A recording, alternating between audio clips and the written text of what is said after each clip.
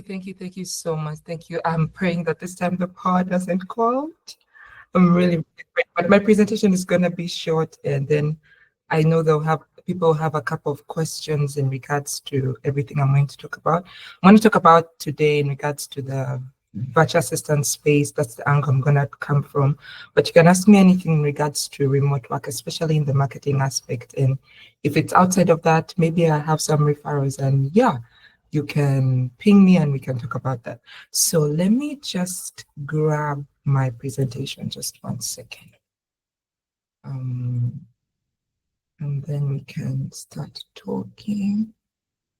I don't know if I could share my screen. Oh, this will take you over. Yeah. So,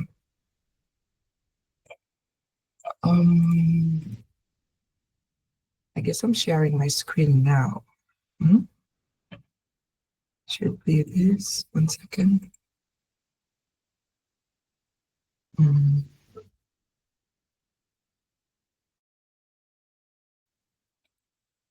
Google Meet is something I'm not conversant with, but this is the screen I want to share.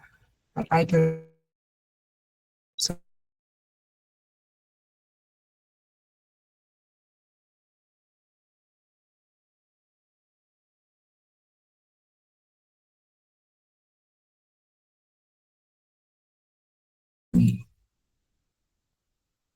okay.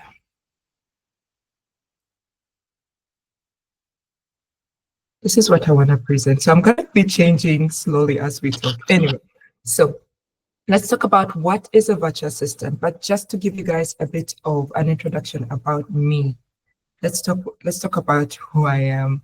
Maybe you've found me on TikTok or YouTube. I don't know where you guys may have found me, but my name is Joy Aliba Eduma, and I've been working remotely for over 4 years. I currently work as a virtual assistant, a podcast manager, and a digital comms lead for a nonprofit based in Atlanta, but it has works that's happening in East Africa and West Africa, yeah, all over Africa. So you can connect with me on LinkedIn, learn more about what I do and how I support type of businesses remotely. So feel free to send me a message. Say, Joy, you are at the BORAWATU session. I'd like to connect with you on LinkedIn. I will definitely connect with you on LinkedIn. Yeah, feel free to do that. Into what a virtual assistant is. This is a professional who is providing services remotely, and majority of times the services marketing to administrative tasks.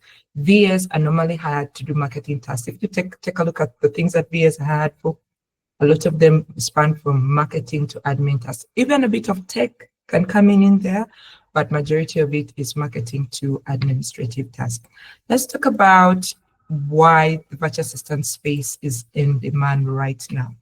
For me personally, these are the reasons that I believe. The number one reason is businesses are going digital.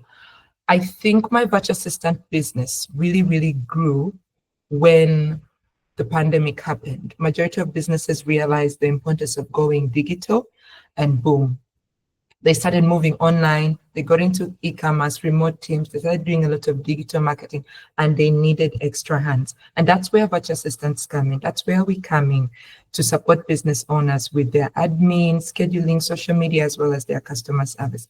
But also, VAs are cost-effective for employers who are hiring. So hiring a virtual assistant is cheaper than a full-time office employee. And businesses save on things like, office space, I got a phone call, equipment, benefits, and all of that. Because as a virtual assistant, if you are in the freelance space, you are. So they're going to pay you, let's say if they're paying you maybe $500, $1,000, whatever your rate is. Remember, as an independent contractor, there are things I haven't put in my presentation, but they're at the back of my head. If you work as a freelancer, as a virtual assistant, you get to set your own rates. So nobody's going to be worried about your benefits. You're not going to be worried about things like equipment. Those are things you're supposed to come with if you want to work as a virtual assistant, especially in the freelance space. So they'll pay you money, and that's what it is. And VAs are usually hired on flexible contract. That's what we're going to talk about. Hourly, project-based. It's up to you and the sort of relationship you have with your client or how you want to establish yourself.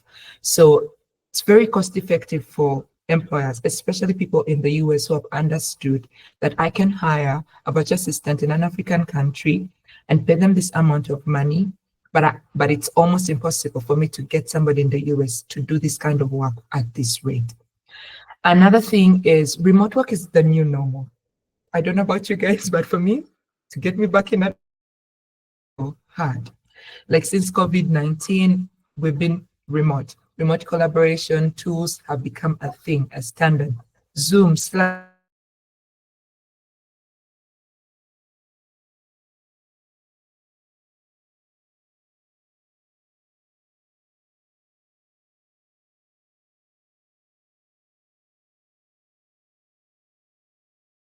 My perspective in regards to that is there'll always be somebody who wants to work with you, because for me, that was my stigma. I'm located in Uganda. I'm located in Africa. Nobody's going to want to work with me. If you keep yourself in that headspace, you're definitely going to meet people who don't want to work with you. But even if you're positive about your skills, you know what your capabilities are, and you meet people who don't want to work with you, you leave them alone. Mine is simple. If we're not aligned, I leave you alone. I go and find somebody who wants to work with me. I don't spend my days saying, oh my God, I got a rejection from this. No, we have to move. Time is moving. I don't have time to waste. So that's something you should have at the back of your mind. There's a business owner who wants to work with me. There's an entrepreneur somewhere abroad who doesn't see me in my African country as a problem. Another thing is the flexibility and specialization. As a virtual assistant, you can decide to offer support like in social media management, bookkeeping, email marketing executives, or whatever field you figure out, like, okay, there is a niche for this. There are people who are medical VAs. I have a friend who's a medical VA, Cassandra, and she has support. So there's so many fields or niches that VAs can specialize in and get into. So instead of one general employee, somebody can decide to have multiple VAs. I remember working on a team. I was doing the customer service. We had somebody who was doing the tech. We had somebody who was doing the social media management. All of us were virtual assistants, and all of us were hired from all over the world. So that's something you should keep at the back of your mind. What skills do you have, or what skills can you learn so that you can leverage them, particular niche for this particular client who needs this kind of support. Another thing is the global talent pool. Employers now are more open to hiring skilled professionals from anywhere in the world. Remember what I said, there's always somebody. That's what your mindset should be. I want to get with those people. Who are those people who don't worry about my location? And this is something you can see when you go to remote job boards. If a job says we're hiring remote, apply for the job. If the job says we're hiring EME region, meaning Europe, Middle East, Africa, those are the kinds of. So apply for that opportunity, shoot your shot, that's within your region. But if it says we're hiring remotely, but in the US, don't apply for that. That opportunity does not apply to you, even if it can look very lucrative and you can do almost everything. Don't shoot your shot, because I think that's what we spend most of our time on. Like, oh, I saw this opportunity was remote, but it's in the US. It's not tailored for you. Go and find one that says remote anywhere in the world. Those are the opportunities you apply for. So leverage people who are saying, I want to hire from anywhere in the world. Those are the people to work with. And then time zone difference is an advantage for certain companies. If somebody has a business that supports people all over the world, they have no problem hiring you in Uganda, because right now people are, it's the evening, it's our evening. People in the US have woken up. I just got off a meeting, and it was a 11 o'clock meeting, 11 EST meeting. So people are waking up. Now, if when they're going to bed, as we're waking up, you can definitely work, and they want people like that. They will pay for individuals, because if they are working 24/7 all over the world, then they want people who are available during that particular time zone. And if you're in Uganda, wherever you're located in the world, you can use your time zone as an advantage. You can even speak about this. And for me, I always used to talk to my clients about this as a virtual assistant. I'm like, if you give me a task day, I'm going to be at the end of our day, which is Eastern Standard Time, which is around 11, midnight, 1, depending on what the client really needs. rest assured, tomorrow morning when you wake up, which will be like 3, 4 their time, I'll have finished with the task. And that's something I used to always say during my calls when someone is like, so how are we going to work? I'm like, I'm going to be available during your time zone, but also I have an advantage. When you're asleep, I'm working and I'll be able to do for you the kind of work that you need. And this has helped me a lot when I have a client. I have a client currently in Canada. And when she has her summit, because it's 24 hours all over the whole world, I'm definitely the one who is working when people in Canada are sleeping. So the time zone difference is an advantage if you can tell your client about it. Another thing is entrepreneurs and startups. Startups all day, every day, starting up in the US, Silicon Valley, you name it. And many people need support. I am a solopreneur. I like to think about myself as a solopreneur. When workers overwhelm me, of course, there are a couple of people who I can reach out to and say, hey, I would like to outsource this. Really cannot really do this anymore. But majority of times you realize as a one-man team, there's only so much that you can do. So you other people to work with you. And that's where you come in as a virtual assistant. Somebody to help with the emails, somebody to help with the posting, somebody to help like this, like that. So yeah, solopreneurs, they can definitely leverage a virtual assistant. And VAs help to provide affordable, reliable help so the solopreneurs can focus on their growth. So that's something you can speak about. This in you promoting yourself. Talk about you being, I used to say, I'm a second pair of hands. I can mirror you, but also you can focus on other aspects of your work. So if you want a body double, I'm that girl, I'm that girl. And that's what I would talk about when I get into networking communities and I'm pitching myself. So that's something you should think about. These reasons are reasons that you can speak about in your pursuit for VA roles if you want to be a virtual assistant. Let's talk about the next thing, which is where to find clients. I know this is everybody's question every day, like, where do I find clients, Joy? How do I get a client? Now, freelance platforms like Upwork and Fiverr have been around for a very, very long time. I know people who are successful via Upwork, via Fiverr. I know people, especially my people in Kenya. I have Kenyan friends, very, very successful because they have gateway for payment. There is PayPal in Kenya and all of that. So it's very, very easy if somebody works with them, they can easily get paid. And people have been doing this for the longest. In Uganda, I don't know about the Upwork and Fiverr thing. I've never gotten a client on there, but I know that those are freelance platforms that you can definitely leverage. I made a post about this on TikTok, and I had a couple of Ugandans who have been successful on Upwork and Fiverr comment, and I was like, wow, this is amazing. So that's one place where you can find opportunities for work. Another place is social media, LinkedIn. Another one is also Facebook. And with social media, there's a way you have to front yourself. When I started out, I forgot to add Instagram. I don't even know how I did that. When I started out, Instagram was the place because I'm working with small business owners, and most of them are on Instagram. So I would set up my Instagram, post about the kind of work that I can do. I don't have even up to today 1,000 followers. I think I have 700, 600, but I was able to get so many opportunities for working there. And it was also a gateway for somebody and talk to me about, okay, this is what I do, and I would love for us to hop on a call and all of that. So social media is a great place. And I know when we talk about social media, a couple of you feel some type of way. The number one thing I hear is, Joy, I am what's this term? Where someone is it introvert? Yeah, I'm an introvert. I'm not able to express myself so easily. One thing you should know about social media is you don't need to even do the talking. If you can show them the kind of work that you can do, people are going to reach out to you. So you need to kill that idea that you have to be very talkative. Not all of us can express ourselves the way we want to. But if you can write, it's one way you can leverage social media. You can write about the kind of work that you're doing. And some people will think, oh God, this is cringe. I need to build up confidence. You need to kill that idea, like die it today.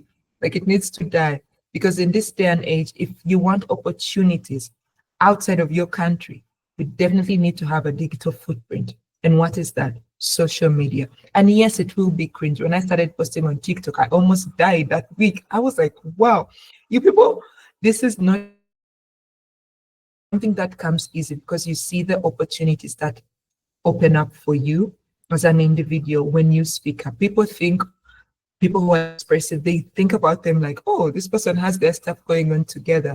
But it's just because you can tell a story very well. So that's something I always speak to people about. Definitely leverage social media to showcase the kind of work that you can do. Facebook groups, another thing. And then referrals. I spent the first 2 years of my life applying for jobs.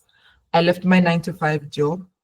I left it, I forget the year, but I left. I was working in Cola Studios in Ntinda Complex Innovation Village. And I left it just before the lockdown. And I started working remotely as a virtual assistant. During that period, the first few years, it was not easy. I had only one client, Jocelyn. And when she went through a personal experience that traumatized her, she closed her agency. And then boom, there I am, jobless. And this is the job. I left my 9 to 5 for this, but that COVID time had now hit. Cola Studios even closed. Now I'm struggling to find clients as a virtual assistant because this is the first time I'm getting into like, okay, let me work with other people. I was so used to having only one client. Never ever have one client if you work in the freelance space. Never ever. It's not a good thing. So I decided to then venture into being a virtual assistant very serious. Let me start looking. It was not easy for the first 2 years. I'm going to be honest with you. I'm not going to sugarcoat this for you. The first 1 or 2 years was not easy because you're still understanding the dynamics. There's so many things at first. The African bias, you open a call, somebody sees you, they're like, where are you located? I'm like, I'm located in Uganda. And you can see their demeanor. You can just see it change. They feel some type of way about it. This is maybe somebody you met in a networking room. And me, I would never pitch coming with like, oh, I'm located in Uganda. No, I always pitch my advantage. Hi, my name is Joy Aliba. I'm a virtual assistant and I support business owners in these aspects, blah, blah, blah. That's it. So if you think, oh, I need help in that area, let me reach out to her. Yeah. Now, when we hop on the call, they're like, where are you located? I'm like, Uganda. You see their demeanor change. But that's just one person. Another person is like, wow, this is amazing. Tell me more about what your business does. And I'll tell them what I do, how I support. Do you have any referrals? I have very good referrals by that time. And then, yeah. So your referrals will definitely help you get so many clients to work with. I've applied for jobs where I didn't get the job, but they referred me. And the first 2 years were applying, hustling, doing all of that. And then I spent the last 2 years, which is like from the other year, 2020, applied for a job till today. Till today, I'm not applied for a job. Most of the work that I do is from referrals. I have clients who will take a summer break and then they come back. When I think about going back to the job market, it's a bit scary. But I understand that the foundation for it is because of those 2 years. Those 2 years when I was going into the job market and figuring out, okay, how do I do this? And then the referrals start coming. Because when you deliver great work, trust me, people are going to talk about this. And white people, people abroad like to brag about their employees. I don't know how many times I wake up, then there's an email. Joy, I'd like to introduce you to so and so. And I didn't even go looking for this opportunity. So think about it in terms of like this. You only need one person to find value in you. Forget about the ones who don't. Once you get that one person, deliver at 100. And trust me, when you deliver at 100, they're going to talk about you. Their entrepreneur friends are going to be curious. Who is this Joy girl? You say she's in Uganda? I want to work with her. So yeah, another way to find clients is direct outreach. DMs. I know people who have done this and it has worked. Cassandra, my friend who is, she has done this so many times. And she'll personalize her DMs on LinkedIn and she reaches out and says, hey, I would like to support you in these aspects. So that's it. I have a whole video about this on YouTube. You can check out my YouTube channel, The Remote Chick, on the sites, the Facebook groups. You will see all of them there and you can definitely check it out. I have the same name as TikTok, The Remote Chick. You'll see that video. It's one of my most popular videos. It will pop up once you check it out. So yeah, that's where you can find opportunities for work. Another thing I want to talk about is the tools. Now, this is just, let me say, this is just a handful of tools here that I've highlighted, but these are tools that I use every day. Tools can determine whether you get the opportunity or not. Because most times, if you look at job descriptions, I'm going to talk about this on Saturday because I have the remote work masterclass. Tools really, really help you to understand how you're going to help your client. As a VA, you're being hired to help a business owner or a CEO navigate their tools, their systems. They don't want to be in their Notion. They don't want to be in their emails. So you need to have an understanding of how those tools work. Also, working tools. If you are a freelancer like me, I track my time. Every time I say I'm working, I'm really working because the clock is ticking. If I have a task that is, I'm being paid for hourly. So yeah, I definitely have to track my time. If it's on a retainer, yeah, it's about deliverables. So they will not track my time. But most times it's like, okay, this is the retainer for the job and let me attack the day. And whatever time I use, I just have to deliver. Another one is CANVA. This presentation that you see me sharing with you guys was made in CANVA. That one goes without saying in this day and age, if you want to work as a VA, you have to understand CANVA. Remember I said, being a VA comprises a lot of marketing. You will be asked to make graphics. You will be asked to do all of those things.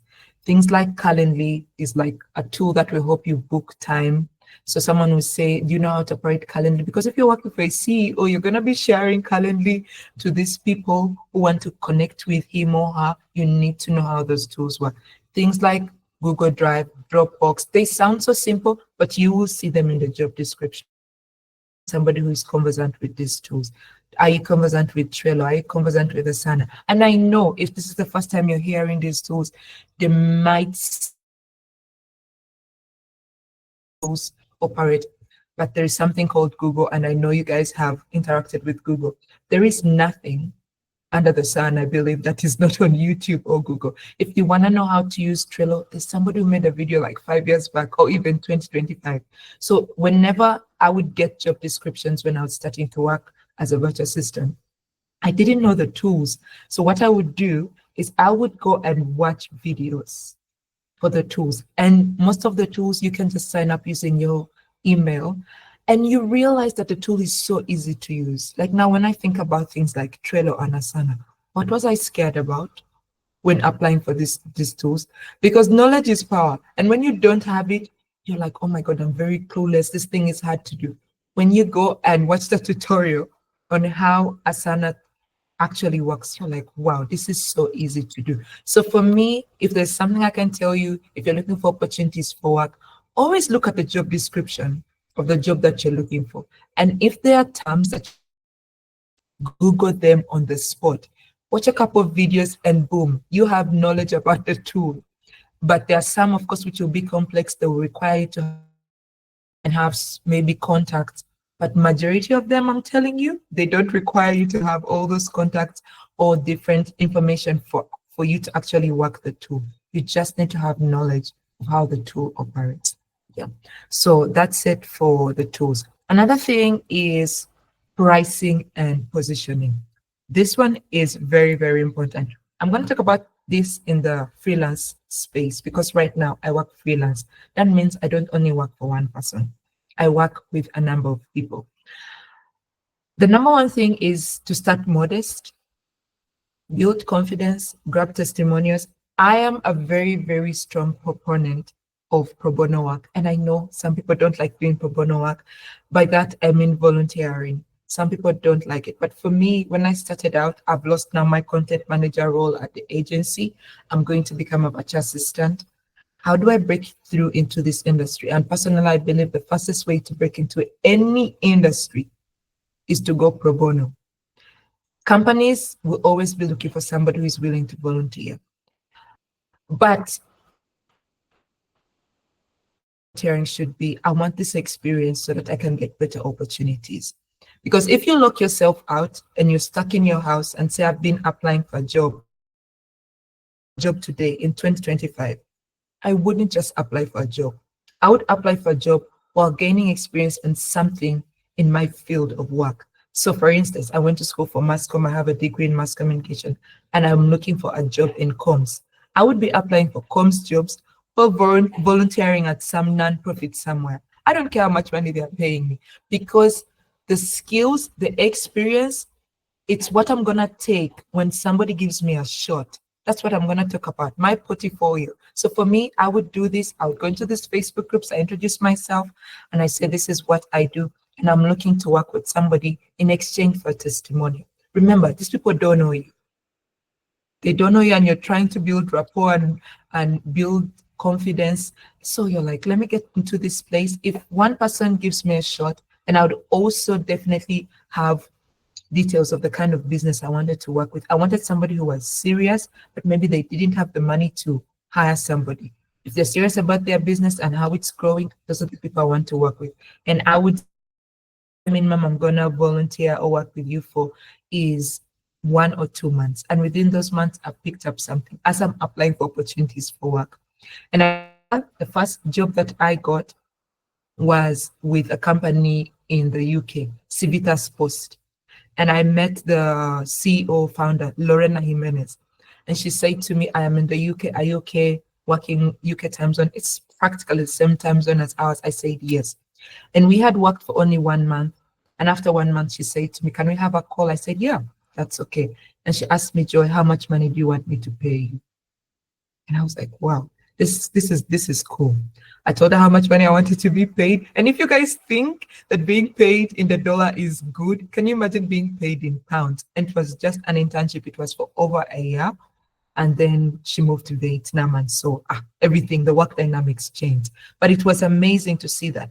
And I went on and I would use that. I used that for like the first 6 months of me getting into. And I would get people who I would want to work with. Some would gain experience. Some would say to me after, okay, how do I pay you? How do I make you part of my team? To give me a shot. And when someone gives me a shot, what I'm doing is delivering on the job. So I want you to think, if Joy stopped working,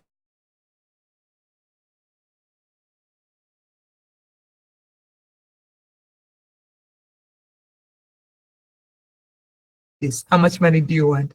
And that's how I was able to break into the industry. I had testimonials, I had all this experience. I wasn't just shooting my shot. So if I was to even apply for a job, the experience I got working with Lorena, I was putting it in there. Remember, you're blank. You have no idea how this job market works. Why would you just apply for a job and then fold your hands?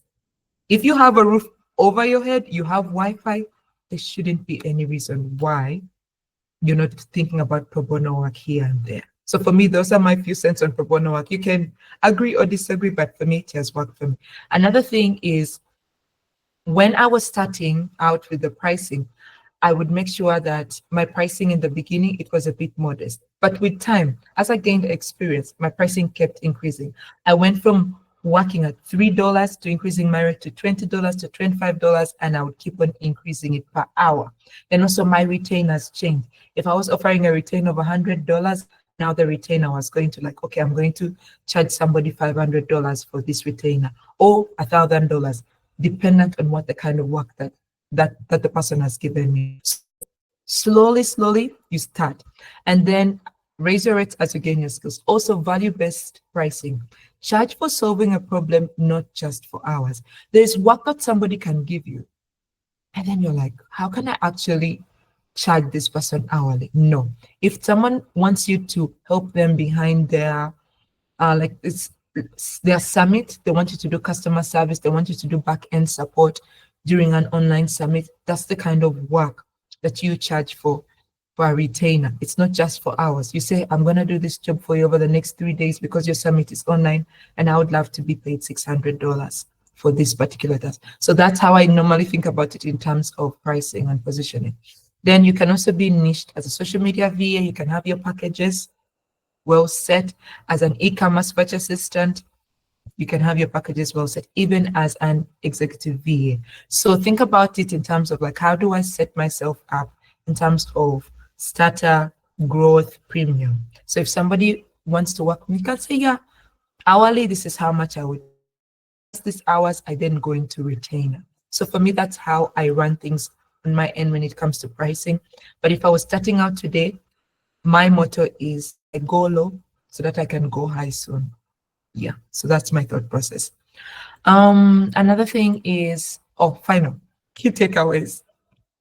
if there's anything you should take away from this session, because I don't want to make it long, I know you guys have questions, is opportunities exist globally. You just need to find the right approach. Your thought process should be, how do I get people who want to work with me and they don't care about my location? But also, how do I get so good at my job that they don't see my location as a barrier? They're like, I want to work with you. I don't care where you're located in the world. Heck, you can go to whatever country that you want to go to today. But as long as we are working, yeah, you're the person I want on my team. And that will come with you having knowledge about the tools, being very efficient, being professional, and being very credible. Things that we take for granted as Africans, and probably we have had this so many times and maybe we don't want to hear it, things like timekeeping. We don't take that seriously. People will book time and on my one-on-one, and maybe the session starts at 5 and 5:30 say, I'm in the waiting room. I'm like, how are you gonna get an opportunity for what? People's calendars are packed. If they say they're gonna meet you at 5, it means 5. So those are things we may take for granted, but it spoils our credibility. This whole African bias mindset, they're like, you see, I told you. This person from Uganda, they're not reliable. Another thing you should consider is pricing and positioning, because you don't want to stay stuck. Please don't stay stuck. I made a video about this. Don't be the $5 VA for forever. It is okay if you're starting out and that's the price you're charging. But once you've gained the experience, the skills, the knowledge of the tools, in 5 years, why are you still charging $5? Especially if you work freelance, even as a job, why haven't you bargained for a better rate? So think about that. And then consistency and persistency. This one is very important. If somebody asked me today, Joy, if I started, will I be a virtual assistant? Will I get opportunities in 1 month? In all honesty, you may not get them. But will you get them in 3 months? Yes, dependent on how persistent you are every day. 6 months, it is possible. So anything is possible within a specific period of time if you're consistent and you're persistent. So yeah, yes, Amos, you can connect with me on LinkedIn. I spoke about that. My name is Joy Aliba. On LinkedIn, you see my last name as well. So yeah, so those are my key takeaways. I didn't want this session to be too much. So yeah, and let's talk.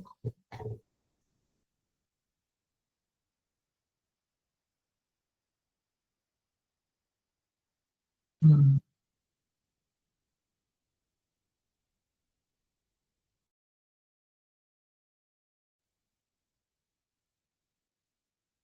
Yeah.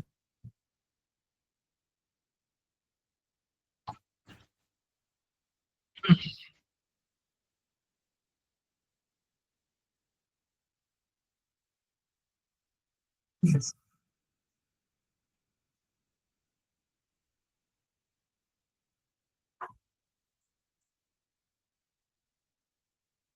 Mm.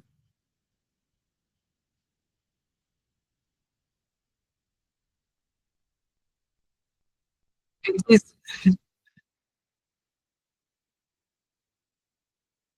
Oh, this is because as a virtual assistant, especially in the freelance space, you are an independent contractor. You can decide to stop working with them for a specific period of time. I can tell a client that I'm moving forward, oh, I'm stopping these VA things. And yeah, I'm going to branch off and do my next thing. It is okay. And that's why I like freelance right now in terms of like my current state right now in my life. So it is basically having a business as a virtual assistant, especially. I keep saying that if you work in the freelance space, you are a small business owner. You're basically a small business owner. You have rates, you send contracts, you will send invoices to get paid. Well, I'm sending invoices like tomorrow because a new month is starting and then the retainers are being renewed. So all of that is something you should always consider. But you have the ability to pull out if you want to. And also in terms of career growth, you can move from not just being a VA. Once you start out as a virtual assistant, because if you're in the marketing space, you can grow with different knowledge of different tools. You can see opportunities. There's something called being an online business manager, which majority of my friends have now started becoming, who are virtual assistants all over the world. They start as VAs, they go and become OBMs. They call them online business managers. There is progression in career and change of name of the career and change of the role, but also in terms of income. Yeah. Awesome. Thank you very much. Guys, those who have questions, now will be the time to ask Joy. Awesome. Awesome. Do we have any questions? Joy is here for the second time. For those that wanted to ask questions the first time, now will be the time. Do we have any questions?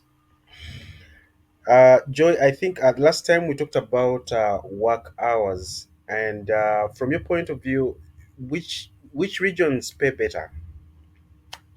Definitely the US pays better in terms of payment. But if you get a client in the UK, it can really change your life because the pound is heavier.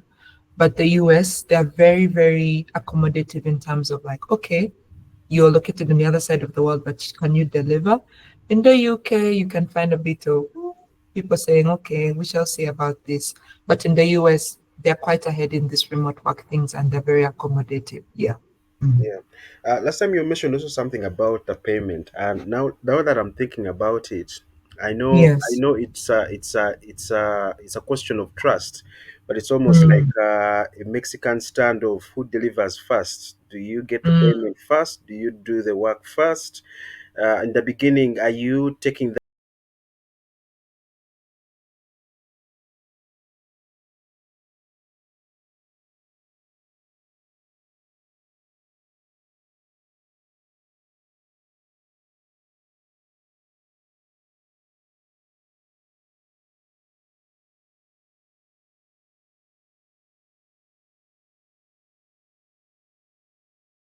I start working with somebody the 50%, and that's it.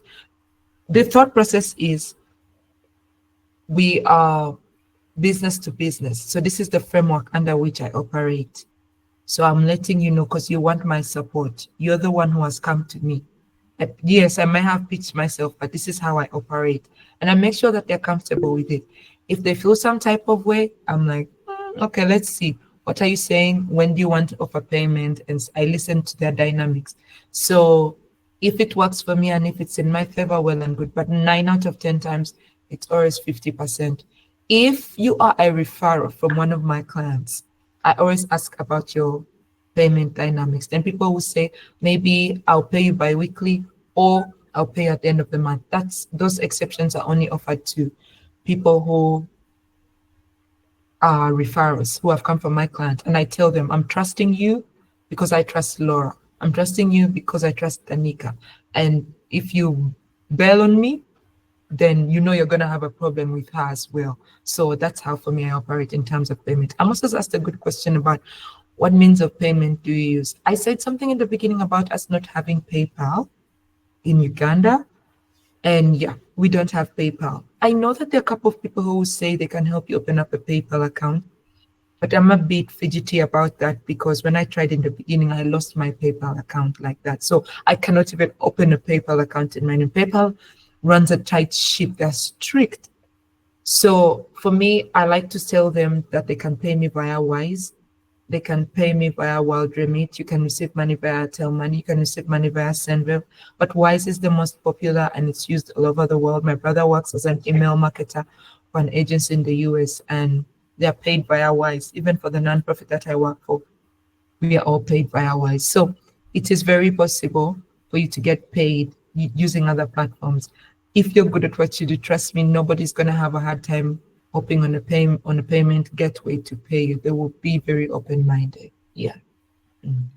Awesome, thank you, Joy. Guys, you bring the questions in, bring the questions in. Joy, the other questions are coming in. Humphrey, Hey, let me that please. Hillary. Yep. Hillary, you can ask your question. Hello, am I heard? Yes, Hi, yes, Hil. yes, Hillary. Good. Thank you, Miss Joy, for everything. You're But welcome. I've been quite disturbed by the network. I don't know if I can get the video and the like for this session and the previous session. I was just linked in by my brother. Yes. Okay. Yeah, Joy, it is being recorded. We shall provide the recording. Hillary, it will be Thank you. provided. Thank Yeah. you. Amos, I said Wise. It's called Wise. I think I should just Let me see if I can grab the link. But something you should know about the payment getaways. You shouldn't worry so much about you hopping on the payment gateways. You are a recipient. What is your bank account details or your mobile money details? That's what you should worry about them. As the sender, they're the ones supposed to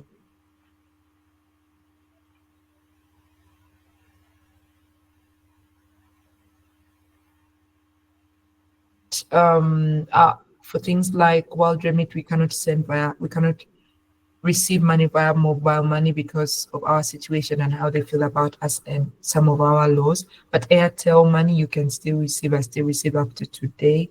So don't start signing up for the platforms. You are a recipient and you will just get paid straight to your bank account. You will receive an email that money has arrived in your account. Yeah. Awesome, awesome. Thank you, Joy, for that reply. Personally, I've used PayPal. PayPal is Mm. extremely complicated. I wouldn't recommend it as Very. well. I wouldn't recommend it. That by the time you get that money, yeah, you'll end up somewhere else. Joy, I'm interested in personally. I'm interested in hearing about what does a bad day look like in this kind of work. I like that. I like that. I like that. I think Amos' question is in line with that. How do you handle difficult client?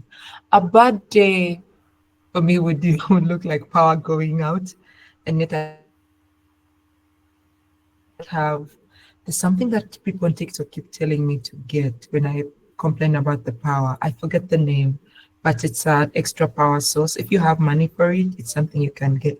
I'm very adamant to get it at the moment because I want to move. But that's one of the things that can really, really have you having a rough day, especially if you have a deadline to meet. And then thinking about leaving the house at around 11, midnight. Oh, which cafe, what is going to be open? It can be a bit risky. So those are things to consider. Things like bad internet and bad power can really do you a number, especially if you have deadlines. So I would just advise for that one, just make sure you're at least ahead of your deadlines, at least by 1 or 2 days, in case the work is not like timed out. So you don't have to worry because anything can happen in our African countries. Another thing that can make your day bad is you doing work or a client ghosting you. I like to think about working remotely or having a remote job or working as a virtual assistant, like a long distance relationship, and your partner is in the United States and you can and yet you guys have been communicating. It can be very frustrating. So when there is a lack of communication on the side of the client, if they ghost you, it can do a number on you, or if they go away with your payment and they don't pay you. And those are things that can happen. Those are things that can happen. So what do you do about such situations? Personally, for me, I count my losses and I move forward. I'm not the kind of individual to dwell on it for so much. Yes, does it hurt? Have I wasted my time, money, and everything? Yes, but I'm not gonna stay down forever. I pick up and keep moving. So those are kind of scenarios that are a bit difficult and hard. It's always the money part. It's always the power part for me. And I don't have any problem with team members. But another thing that can irritate you is if you have people on your team who don't think you're very credible because they have an African bias. And I remember working with somebody, a CEO, and when she brought in an online business manager, I could tell that she felt some type of way about me being in Uganda and she didn't think I was so good at my job. But yeah, those are things to consider. And how do you handle the difficult clients? I really, really have worked a lot on having my mental health straight. So if something is taking away from it, for me, I'm a runner, I'm a track star, I will walk away. I don't care how much money. I've walked away from jobs that were paying me over 3K because I didn't feel that the environment was favorable for me. So I will walk away, but I always walk away with a plan and stuff like that. So yeah, if somebody is difficult, if there's a bit of abuse in any such a way, if the client doesn't respect you, I'm telling you, you need to leave because it's gonna cost you a lot mentally. and it's going to show up in your work. For me, really, that's what I'll have to say. But just have a plan. Maybe it's something you can plan for, be applying for other opportunities as you start counting your losses this side. Are there VAs in the tech environment? Yes, they are. There's a lot of tech. There's so many tools that business owners need to help to run their businesses online. And most times they need them to talk to each other. So VS in the tech field help with that. They help with making the systems run. If somebody is having an online summit, I want you to know there is a lot happening behind back end. If it's not on like Google Meet, if it's not on Zoom, if they're using very big platforms, I want you to know there are people who are running that behind the scenes, and that's where the VS come in. Someone has helped. Have you ever sent an email and immediately it's like an autoresponder came back and something like that? That's what the tech VAs do. They help to set up systems, and you can be a tech VA. Yeah. Awesome. Thank you very much, Joy. Guys, if you have any other question, now will be the time. Joy, in the meantime, I can ask this: the kind of work you do, because if you're having one client, you might want to scale up and increase to, let's say, five. Do you have a team, let's say, by your side, you can decide to outsource some of the work, bear the load, or it requires you to be the one delivering it personally? There are a couple of jobs that you definitely need to do by yourself, especially if it's about things like you being given access to maybe emails or stuff like that. I wouldn't advise anybody to give out their details in regards to that. But if the job is outside of that, maybe you need somebody to help you with designing, it's okay. You can definitely bring somebody on. But I definitely have a couple of people who I work with. I have my friends in Kenya. I also have some people here in Uganda who will offer me support in case I have crazy clients coming up with last quarter of the year. It's very, very crazy for anybody who works in the marketing space. And it's always something in the last quarter of the year. Everybody's like, they want to end the year big. There are lots of promotions. And there's something called the September surge. I don't know if you've noticed, but September surge is always a thing. It's when employers are looking to hire. They want to end the year big. They want to end the year big, and there'll be so many opportunities for jobs during September. It always happens. I've seen it again and again. So I definitely work with a number. It's not a bad thing, but will I tell a client that, oh, I did this, my friend did this sort of work? Yeah, maybe not, because they have hired me as an individual, but it's work that I will scan through and be like, okay, is this a good job? And can this be a deliverable I can share? Yeah. Awes- Awesome, awesome, awesome. Thank you very much. Guys, so we are almost wrapping up this session. If you have a question, now will be the time. Okay. Amos, this has been Amos's session. I really Yeah, love that. yeah, yeah. I'm happy for you, Amos, that you have gotten that result. And of course, last time you told us about the platforms. I don't know if you'd be so kind to. I think we have some new people here. If for someone like Amos, who is a self-made graphic designer, and they are thinking, okay, I can launch into those gigs, where would you direct them for now? I have a couple of remote websites that I shared on my YouTube. My channel is called The Remote Chick. I'll Awesome. share it with you so that you can share with them. But something I would say for Amos, graphics design, very good field. I would say, and this is something I'm gonna have a class this Saturday, shameless plug. It's a paid class. It's about how to get your first remote job. It's 90,600 Ugandan shillings. If you're interested, I'm gonna share this with Stephen, and then he can share with you guys if you want to sign up. But we talk about having a portfolio, which is very important in this line of work. And so if you're a graphics designer here in Uganda, can you get opportunities in other countries? Yes, you can. But how you create your portfolio matters. Don't have things like Jessa Milk on your portfolio or brands that people cannot relate to. Remember, you're trying to attract people in the US. So find brands that you can design for.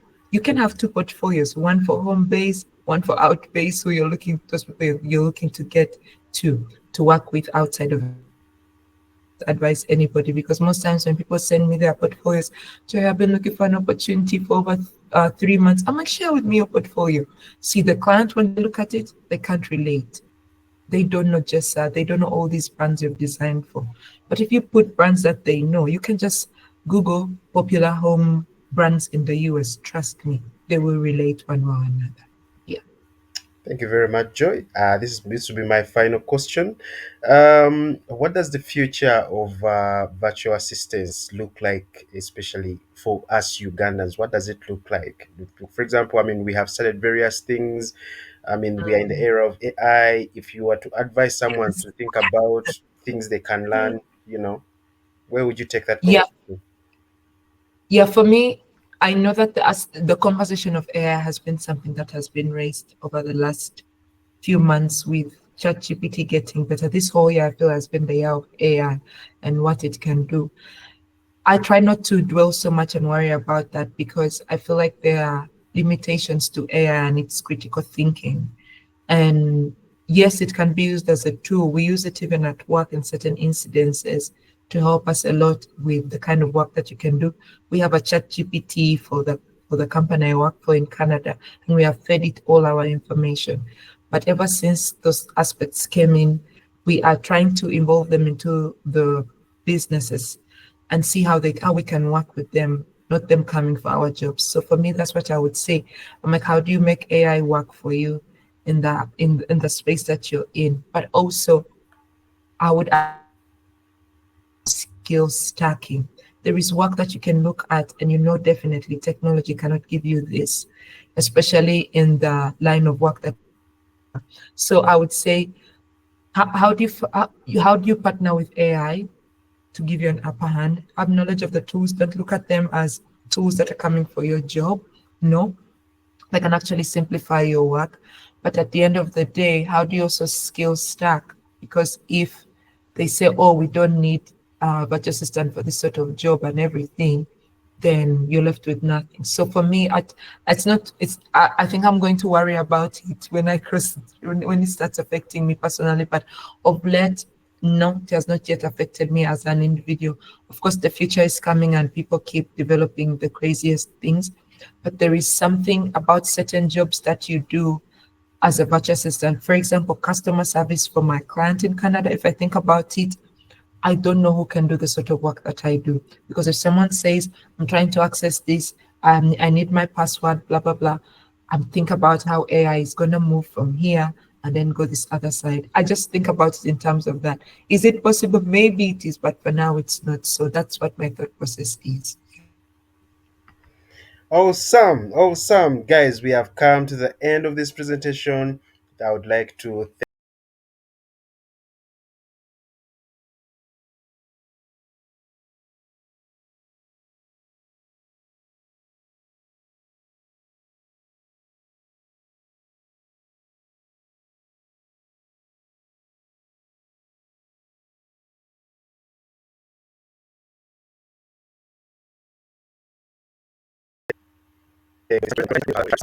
I wasn't hearing you.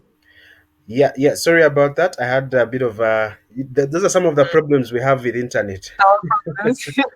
And of course, to recommend to your internet issue, there is an Airtel box. I'm pretty sure you have seen it. It comes with Mm, a white power bank.